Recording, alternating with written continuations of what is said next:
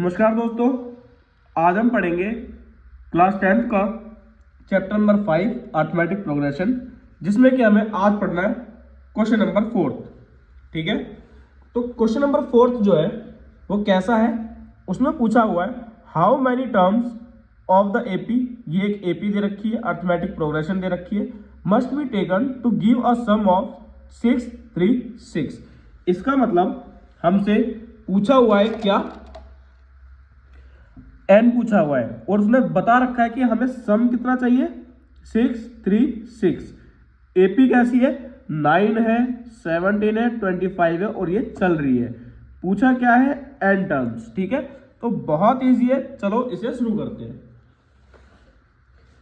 Solution, हमारे पास a कितना है 9, d कैसे निकालते हैं, सेकंड टर्म में से फर्स्ट टर्म को माइनस करके।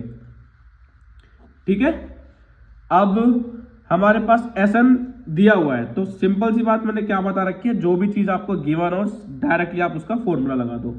तो Sn n/2 2a plus n-1 into D. Sn कितना दे रखा है हमें 636। क्या n पता है हमें, नहीं। क्या a पता है हमें, यस। क्या n पता है, नहीं। d, yes.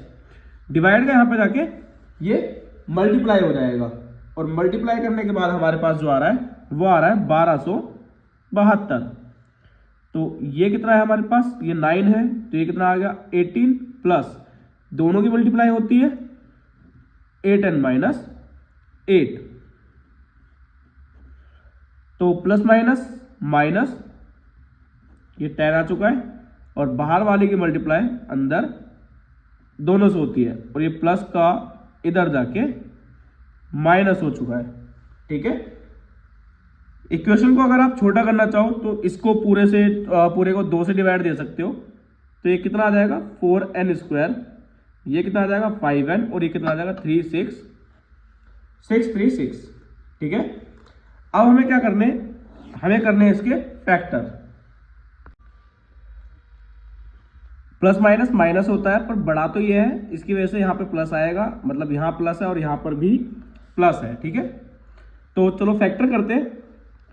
तो फैक्टर कैसे करने होते हैं कि हमें इसकी मल्टीप्लाई इसमें करनी होती है। ठीक है, और जब इसकी मल्टीप्लाई इसमें कर रहे हैं तो 2544 आ रहा है, क्योंकि यहाँ पे माइनस है तो इसलिए माइनस करके आना चाहिए। आना क्या चाहिए, 5n आना चाहिए।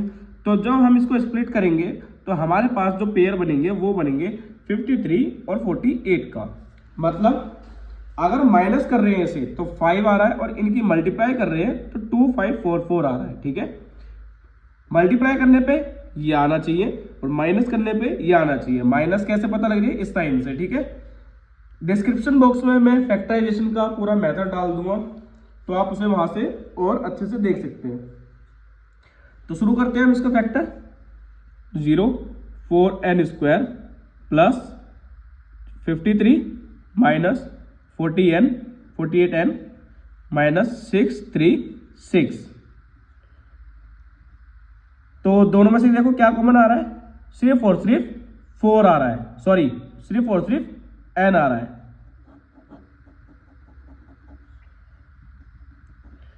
तो n से n कट गया, एक n बच रहा है, साथ के साथ 4 बच रहा है, n कैंसिल हो गया, 53 बच रहा है। दोनों में क्या कॉमन आ रहा है, 12 n बच रहा है और साथ के साथ 53 बच रहा है, और 12 चौक 48 होता है तो 4 भी बच रहा है यहाँ पे, इक्वल टू 0। ठीक है, दोनों में से ये कॉमन आ गया, यहां से क्या बच गया n और यहां से क्या बच गया 12। तो एक बार ये 0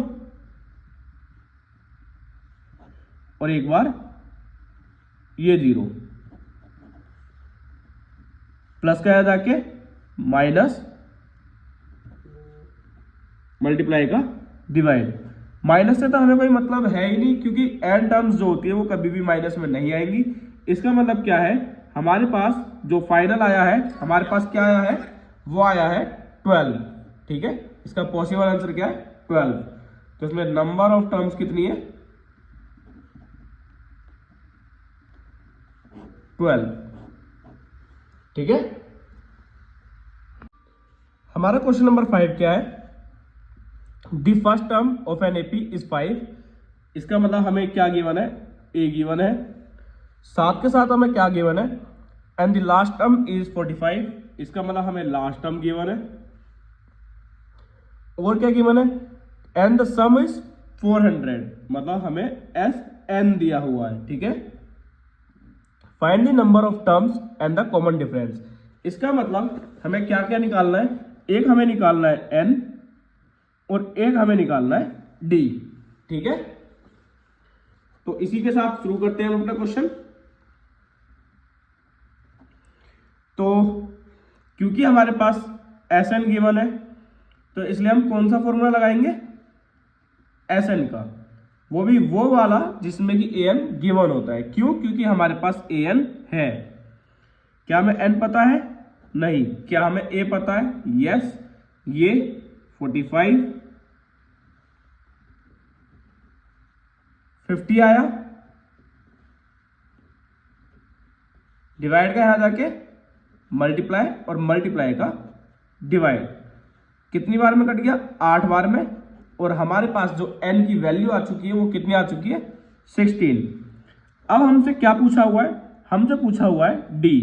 तो d कैसे निकालेंगे, देखो an का जो फॉर्मूला होता है वो क्या होता है, a plus n minus 1 into D.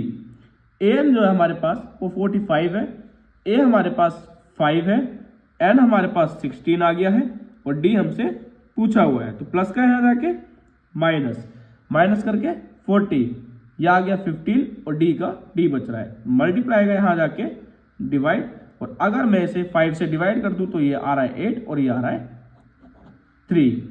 ठीक है, इजी था क्वेश्चन। फिर भी कोई डाउट हो तो आप हमसे पूछ सकते हैं।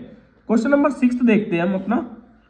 6 में क्या दिया हुआ है, the first and the last term of an AP is are 17 and 350 respectively. इसका मतलब फर्स्ट टर्म जो है वो 17 है, और जो लास्ट टर्म जो है वो क्या है, 350। कह रहा है if the common difference is 9, common difference जो है वो क्या है, 9 है।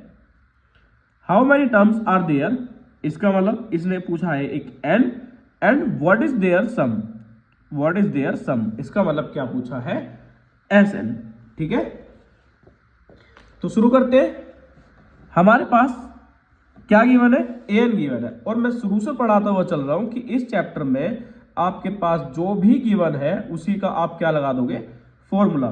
तो ये हमारे पास कितना है, 350, ये आ चुका है हमारे पास 17, n हमें नहीं पता, और d हमारे पास कितना है, 9।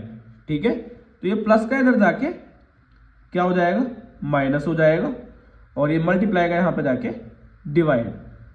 ठीक है, तो जब आप 350 में से 17 हटा दोगे तो कितना बचेगा, 3 अपॉन में 9 तो है ही, और जब आप इसको डिवाइड दे दोगे 9 से तो कितना आ जाएगा, 7, माइनस का इधर जाके प्लस।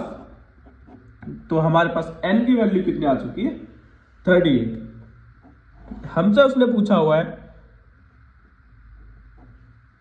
कि हमें सम ऑफ n टर्म्स भी निकाल के दिखाओ। तो हमारे पास क्योंकि an गिवन है इसलिए हमने an वाला फॉर्मूला लगाया है। n हमारे पास कितना है, 38, a हमारे पास कितना है, 17, और ये कितना हमारे पास 350। कितनी बार में कटा, 19 बार में। ठीक है, और जब इसको जोड़ोगे तो कितना आया, 367 मल्टीप्लाई बाय 19, तो इसका मतलब कितना आया, 6973।